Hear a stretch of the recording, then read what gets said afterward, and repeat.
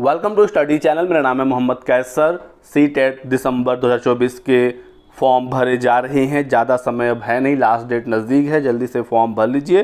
Registration के बाद आपको कुछ इस प्रकार से पेज देखने को मिलता है, जहां पर सबसे पहले आपको कॉन्टैक्ट डिटेल, फिर पर्सनल डिटेल और उसके बाद आ जाता है apply for an examination city detail.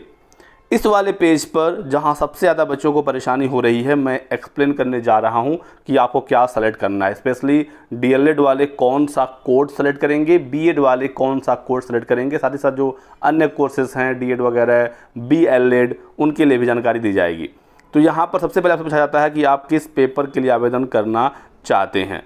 सिर्फ पेपर 1 जो कि 1 to 5 का शिक्षक बनने के लिए होता है, पेपर 2 जो 6 to 8 के लिए शिक्षक बनने के लिए पेपर होता है, या दोनों पेपर के लिए आप आवेदन करना चाहते हैं। यदि आप एलिजिबल हैं तो दोनों पेपर के लिए आवेदन कर सकते हैं। फिलहाल मैं दोनों पेपर के लिए करता हूं क्योंकि मुझे दोनों के कोड्स बताने हैं। ठीक है, यहाँ पर जैसे ही हम पेपर सेलेक्ट कर लेते हैं, फिर पूछता है लैंग्वेज। आप लैंग्वेज 1 में क्या लैंग्वेज लेना चाहते हैं और लैंग्वेज 2 में क्या लेना चाहते हैं। ठीक है, दोनों में 20-20 का ऑप्शन होता है। इन 20 भाषाओं में से कोई भी एक भाषा आप लैंग्वेज 1 के रूप में और एक दूसरी भाषा लैंग्वेज 2 के रूप में चुन सकते हैं। दोनों में सेम आप लैंग्वेज नहीं ले सकते। ठीक है, अब आती है सबसे इंपॉर्टेंट जानकारी, मिनिमम एजुकेशनल क्वालिफिकेशन 1 to 5 के लिए और उसके बाद यहाँ पर 6 to 8 के लिए। क्योंकि हमने दोनों पेपर सेलेक्ट किया था तो दोनों के कोर्स हमसे मांगे जाएंगे। यदि आप कोई एक करेंगे तो आपसे सिर्फ उसी का मांगा जाएगा। ठीक है, तो सबसे पहले हम लोग 1 to 5 पर क्लिक करते हैं। टोटल यहाँ पर 4 कोड आ रहे हैं, 1, 2, 3 और 4। ठीक है, चलिए देखते हैं किसको 1 सेलेक्ट करना है, किसको 2, किसको 3 और किसको 4। सारी चीज़ें यहाँ पर एक्सप्लेन की गई होती हैं, लेकिन बहुत सारे बच्चे कन्फ्यूज हो जाते हैं। स्पेशली जो पहली बार फॉर्म भरते हैं उनको काफ़ी ज़्यादा दिक्कत होती है यहाँ पर, तो आप इसे समझ लीजिए। देखिए, सी-टेट पेपर 1 के लिए कोड नंबर 1 किसके लिए है, एक बार आप ध्यान से समझ लेंगे, आगे कभी भी दिक्कत नहीं आएगी।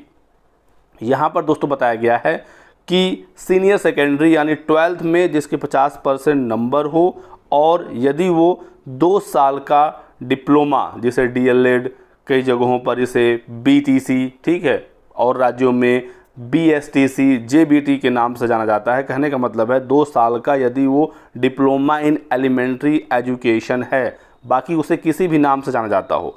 तो यदि आपके पास इस तरीके का डिप्लोमा है, 12th में 50% नंबर और 2 साल का डिप्लोमा पास हो गए हों या अभी आप परसू कर रहे हों, यानी कि यदि आप डिप्लोमा पास हो गए हैं तो भी आपको कोड नंबर 1 ही सेलेक्ट करना है, और यदि आप डिप्लोमा कर ही रहे हैं तो भी आपको कोड नंबर 1 ही सेलेक्ट करना है। ठीक है, पहले यहाँ पर फाइनल ईयर अपीयरिंग लिखा होता था, जो कंडीशन अब हटा दिया गया है। तो यदि आप डिप्लोमा के फर्स्ट ईयर में भी हैं, फर्स्ट सेमेस्टर में भी हैं, तो भी आप पेपर सी-टेट का दे सकते हैं, कोई दिक्कत नहीं आएगी। ठीक है, चलिए कोड नंबर 2 देखते हैं।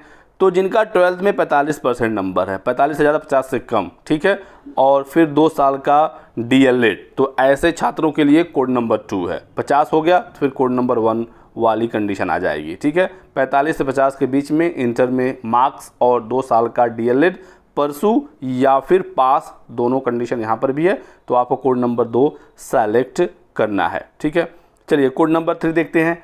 12th में 50% मार्क्स और 4 साल का BElEd, bachelor of elementary education, pass हो गए हों या अभी आप कर रहे हैं, फर्स्ट ईयर में है, सेकेंड ईयर में है, थर्ड ईयर में है या फोर्थ ईयर में है, क्योंकि ये 4 साल का है, किसी भी ईयर में है आप सी-टेट का एग्ज़ाम दे सकते हैं। शर्त ये है कि 12th से 50% नंबर है और आप बीएलएड कर चुके हैं या एडमिशन ले चुके हैं, तो ऐसे में आपको कोड नंबर 3 सेलेक्ट करना होगा।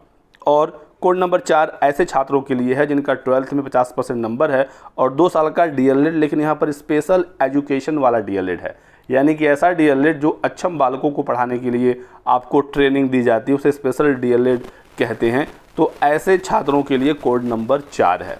ठीक है, तो बिल्कुल सिंपल तरीके से मैंने यहाँ पर समझाने की आपको कोशिश की। एक बात आप यहीं पर और समझ लीजिएगा, जैसे उत्तर प्रदेश में है कि ग्रेजुएशन के बाद यहाँ पर डीएलएड में एडमिशन होता है, तो ऐसे छात्र कन्फ्यूज होंगे कि यहाँ पर ग्रेजुएशन के बारे में तो कोई जानकारी दी ही नहीं गई है, हर जगह 12th ही है। तो मिनिमम क्वालिफिकेशन डीएलएड के लिए 12th है। बहुत सारे राज्यों में, बिहार वगैरह में 12th के बाद ही डीएलएड होता है, लेकिन उत्तर प्रदेश में यहाँ की स्पेशल व्यवस्था है कि ग्रेजुएशन के बाद ही यहाँ पर डीएलएड में एडमिशन होता है। तो ऐसे छात्रों को क्या करना है, एक बार आप ये भी समझ लीजिए। जैसे मान लीजिए आपने 12th किया, उसके बाद आपने ग्रेजुएशन किया, ठीक है।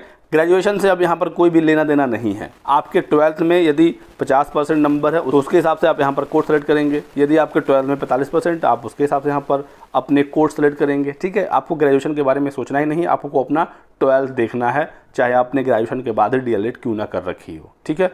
तो ये बात आपने समझ लिया होगा। ग्रेजुएशन के बाद आपका डीएलएड है तो आप सीटेट पेपर 1 पेपर 2 दोनों दे सकते हैं, लेकिन 12th के बाद यदि आपका डीएलएड है तो आप पेपर 1 दे सकते हैं, लेकिन पेपर 2 आप नहीं दे पाएंगे। बीएड वाले छात्र पेपर 1 नहीं दे सकते सीटेट का, आपको पता होगा सुप्रीम कोर्ट का ऑर्डर है, बीएड वाले सिर्फ पेपर 2 ही दे सकते हैं, ठीक है। चलिए अब आ जाते हैं पेपर 2 पर। तो पेपर 2 के लिए देखते हैं, यहाँ पर टोटल 8 कोड है। ज़्यादा डाउट पेपर 2 में ही होता है छात्रों को, क्योंकि यहाँ पर कोर्स काफ़ी ज़्यादा हैं और यहाँ पर लगभग सब एलिजिबल भी हैं, ठीक है। तो देखते हैं पेपर 2 के लिए कौन कौन से कोड यहाँ पर बनाए गए हैं।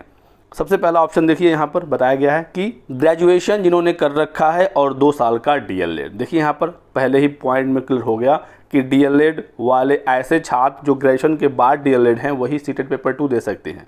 तो ऐसे में आपको कोड नंबर 1 सेलेक्ट करना होगा। ग्रेजुएशन और 2 साल का डीएलएड, पास या परसू, बिल्कुल सेम कंडीशन है, आपको कोड नंबर 1 सेलेक्ट करना है।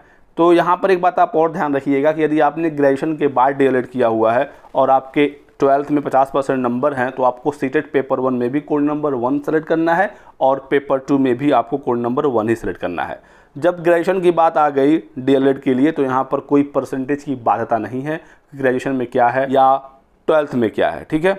लेकिन पेपर 1 में वो आप ध्यान रखिएगा 12th वाला परसेंटेज, क्योंकि यदि 50% से कम है तो फिर आपको पेपर 1 के लिए कोड नंबर 2 ऑप्ट करना पड़ेगा, ठीक है। चलिए आगे बढ़ते हैं। कोड नंबर 2 देख लीजिए, 50% मार्क्स ग्रेजुएशन में या फिर पोस्ट ग्रेजुएशन में और फिर आपका है बीएड, तो आप कोड नंबर 2 सेलेक्ट करेंगे। तो बीएड वाले छात्रों के लिए सीटेट पेपर 2 का कोड नंबर 2 है। यदि आपके ग्रेजुएशन में 50% मार्क्स हैं तो आप एलिजिबल हैं, कोड नंबर 2 सेलेक्ट करिए और फॉर्म भरिए। लेकिन यदि आपके ग्रेजुएशन में 50% मार्क्स नहीं है, लेकिन उसके बाद यदि आपने पीजी भी किया है और वहाँ पर आपके 50% मार्क्स हैं तो भी आप कोड नंबर 2 की सहायता से अपने फॉर्म को फिल कर लेंगे, ठीक है।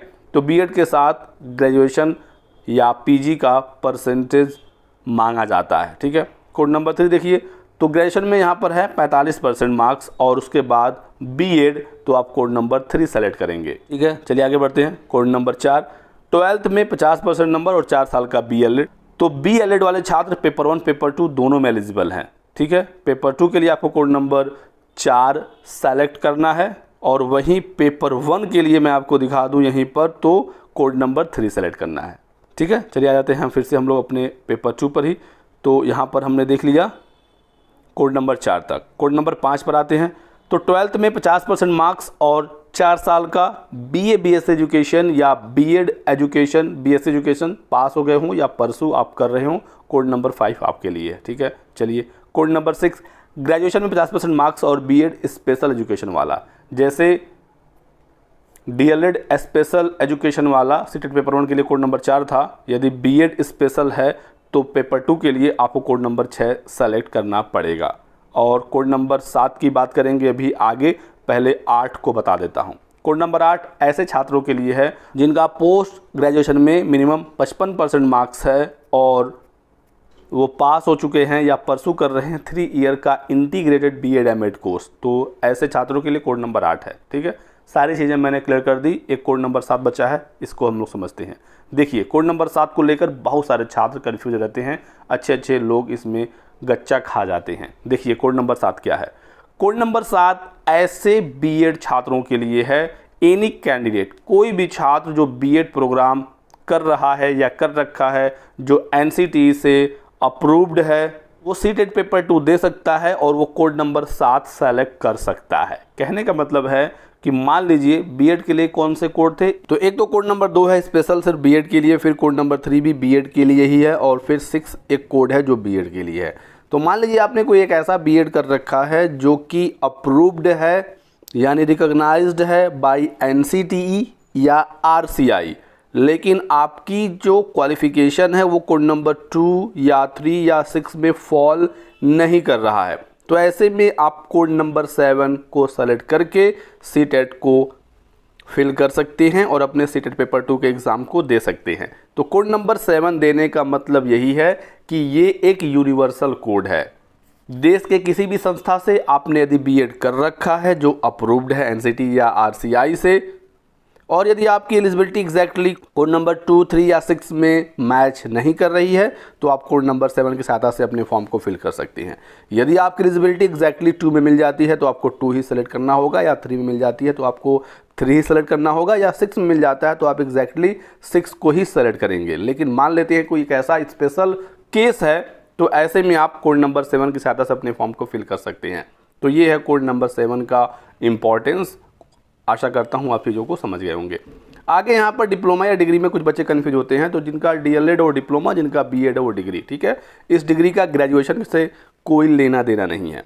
इसके बाद फिर एग्ज़ाम सेंटर वगैरह है, तो आप इजीली अपना एग्ज़ाम सेंटर सेलेक्ट करके फिर ये वाला कोड यहाँ पर फिल करिएगा, सेव एंड नेक्स्ट करिएगा और आगे के अपने फॉर्म को यहाँ से फिल करिएगा। आगे भी कोई डाउट हो, सवाल हो तो लिखिए कमेंट सेक्शन में, आपके सभी सवालों का जवाब दे दिया जाएगा। फिलहाल इस वीडियो में बस इतना ही। वीडियो को लाइक कर दें, चैनल को सब्सक्राइब कर लीजिए और हमारे साथ बने रहिए। Thanks for watching.